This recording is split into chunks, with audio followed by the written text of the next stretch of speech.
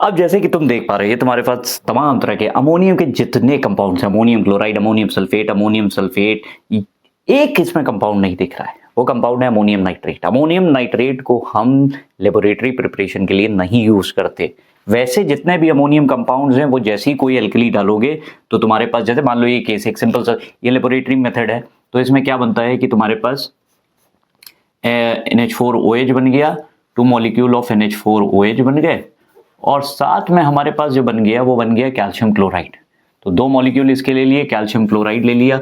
अब ये पता होना चाहिए अमोनियम हाइड्रोक्साइड ब्रेक डाउन कर जाता है अमोनिया और H2O में, इंपॉर्टेंट।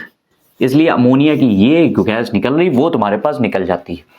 तो इसी तरह से ये सारी रिएक्शन, अमोनियम सल्फेट है तो कैल्शियम सल्फेट बन जाएगा, और अमोनियम हाइड्रोक्साइड, अमोनिया साथ में यहां बन रहा है और कैल्शियम हाइड्रोक्साइड के साथ रिएक्शन करके कैल्शियम सल्फेट बन गया और साथ में वाटर मॉलिक्यूल बन गया।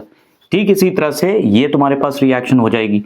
तो अमोनियम, ये तुम्हारे पास अमोनिया प्लस H2O प्लस साथ में प्लस क्या बना, पोटेशियम सल्फेट K2SO4। अब सवाल इंपॉर्टेंट ये है कि यहाँ पे अमोनियम नाइट्रेट नहीं यूज हुआ है। क्यों नहीं यूज हुआ है? अमोनियम नाइट्रेट एक्सप्लोजिव होता है। दूसरी इंपॉर्टेंट चीज अगर यहाँ पे देखो पूछा जाता है कि हम अमोनियम क्लोराइड, तो वैसे भी जो हमारे पास कंपाउंड है ये सब्लिमेट कर जाता है, इसलिए ज्यादा अमाउंट लेकर चलते हैं।